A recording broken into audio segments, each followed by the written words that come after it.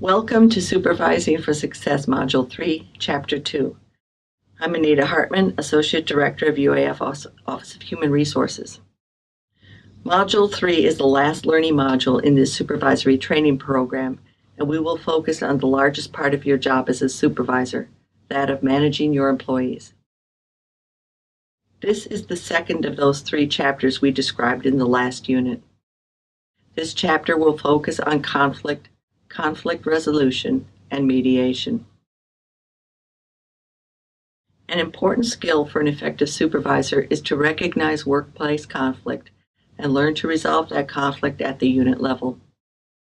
In Chapter 4 of the Board of Regents policy, it states that supervisors will apply necessary and appropriate corrective action whenever an employee fails to meet the required standards of conduct or performance. Corrective action may be necessary because of employment-related problems, including, among many other things, the inability to work effectively with others, fighting on the job, inappropriate behavior towards others, and many other conflict-related behaviors. Your HR consultant can assist and advise you when you think you have conflict in the workplace. We would rather help you early in the situation before it becomes a much larger problem. Let's talk for a moment about conflict and what it is. When you hear the word conflict or the phrase conflict in the workplace, what are you thinking about? Any number of good dictionaries define conflict in terms of fighting, battling, struggling, prolonged strife, quarreling, being in discord or antagonism, and so forth. You probably thought of something similar. These conflict behaviors do not occur in a vacuum. Conflict has an affective tone. Think back on either a recent conflict you were involved in or some major conflict that you might have witnessed. Can you remember what you were feeling at that time? What any of the other parties involved might have been feeling? Conflict has an emotional component to it. Conflict feels like something.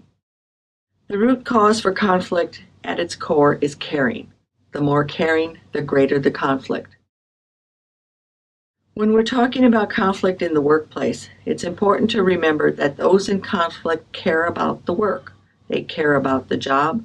They have strong opinions about the best way to accomplish something. And those are all good qualities.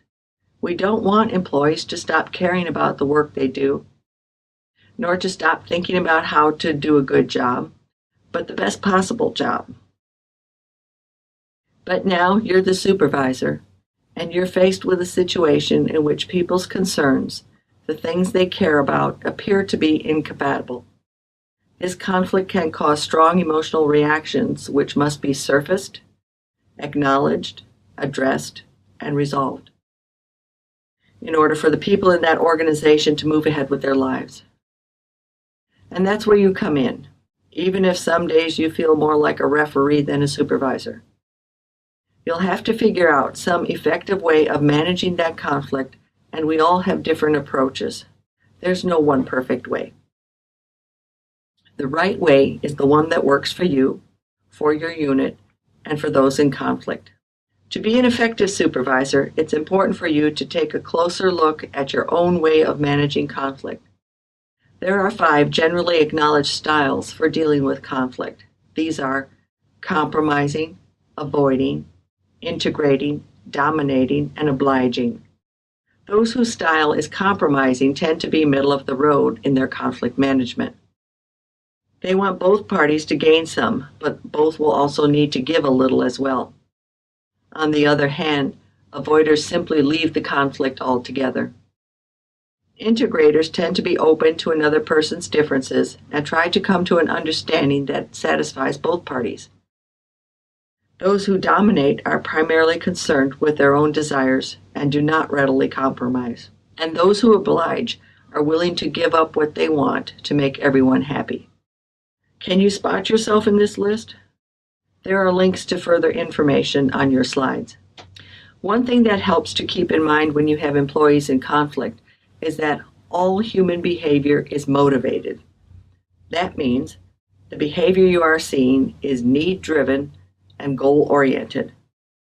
The person's particular needs may not be obvious or readily apparent to you, and that's where your interviewing and questioning skills become important. On the other hand, the person's stated goal may be more obvious. They want something specific to happen or be done about something or someone, and most of the time they're not shy about saying what it is they want. Each person will be at a different point on the continuum of being assertive or of being cooperative. That is, how willing he or she is to attempt to satisfy the other person's concerns, as compared to how insistent that person will be on satisfying his or her own concerns. As you can see on the slide, you could graph the 5 modes of handling conflict on the strength of the competing motivation scale. A person who is highly cooperative and unassertive will adopt a much more accommodating mode of handling conflict, whereas a person who is highly assertive and has very little interest in cooperation will use a competing mode of handling conflict. The mid-range of motivations usually produces a more effective conflict handling mode by way of compromising where possible. There is a link on the slide to a resource that you might find helpful to understand this in greater detail. When a person is in conflict, things happen in the brain. Chemicals and hormones are released that produce the classic fight or flee reactions. Edgar Cayce has said that thoughts are things, and to some extent that is true. Our thoughts can change the way we deal with conflict and actually impact the way others approach us. It's not so much what happens to us out there as the stories we tell ourselves in here about what we think happened. Think back for a moment on a dispute you had with a coworker. I am willing to bet that driving home after work, you relived that dispute, and as you do, you are creating your story about what happened. The story you create and may eventually tell another person is a story about the incident where you are the hero. You're the one who is right. You're the one whose position is vindicated, and so on and so forth. There are several myths about conflict that you should be aware of as a supervisor. The first myth is that conflict is negative.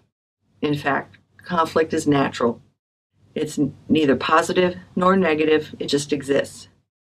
It's not whether or not you have conflict in your work unit, you will. It's what you do with that conflict that will make a difference. In reality, conflict is actually an opportunity to grow, not only individual growth and development, but also to grow as a team. There's a link on the slide to resources where you can explore this idea in greater detail.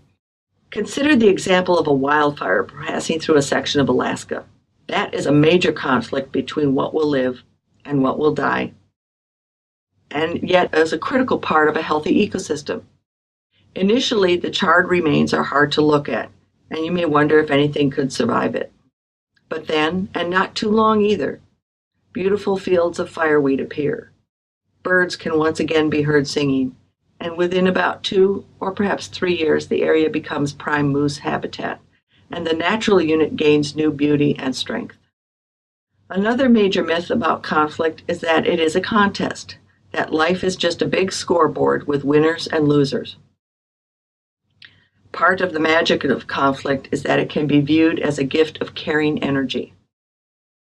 Conflict gives us an opportunity to get curious, to acknowledge, appreciate, and to learn. Conflict can be a motivator to change. How we deal with conflict reveals the depth of our character. When faced with conflict and conflict resolution, it's important to be aware of power behaviors. Learn to recognize the constructive power that is goal-oriented and problem-solving. Constructive power behaviors can include feeling mad, concerned, frustrated, disappointed, and can also include fact-based constructive criticism. Also be alert for destructive behaviors such as caustic criticism that attacks the other person, such as calling the other person names.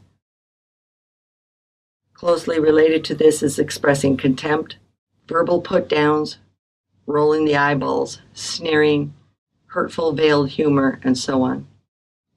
Another destructive, unproductive behavior is defensiveness, denying the facts, making excuses, meeting one complaint with another. Stonewalling is a very unproductive behavior where the person refuses to respond, basically disengaging from the environment or their work. The goals of destructive behaviors are to exploit or to manipulate either the situation or the persons involved, which can include trying to exploit, manipulate, or even compete with you as the supervisor. You can prevent, reduce, or eliminate a lot of unnecessary, unproductive conflict by setting both a tone and example of quality interactions with those you supervise. Quality interactions are those that build a sense of shared meaning, shared purpose, focus on the mission of your unit and the broader organization as well. Quality interactions help shape the values of the workplace, the cultures of your unit, and your legacy as a supervisor of those people and that unit. It helps to remember that one day you'll be just a memory for some people, so do your best every day to be a good one. There are a lot of metaphors used for the business environment, and the concept of team sports has considerable merit. Yes, the team has a coach, and yes, the team may have a team captain, but the team wins or loses together as one single unit, not as individuals. Think about employees in the unit as partners. They are people associated with each other and engaged in some common action or endeavor, that is, the work of your unit. Think for a moment, what are some key elements or behaviors you may have used or have seen used that were instrumental in positive conflict? A lot of responsibility and challenging situations fall to you as a supervisor. Be sure to take good care of yourself too, and learn to deal effectively with the stresses that are an inevitable part of your job. Learn to put things in perspective. Don't sweat the small stuff. And a lot of the daily hassles are just that, small stuff. Sure, they still need to be dealt with effectively, but don't let them consume you. Since it usually doesn't work to fight, and it usually doesn't work to flee, learn to flow. Learn to adopt a general ease, proceeding steadily and easily. You can flow because we don't expect you to handle this all on your own.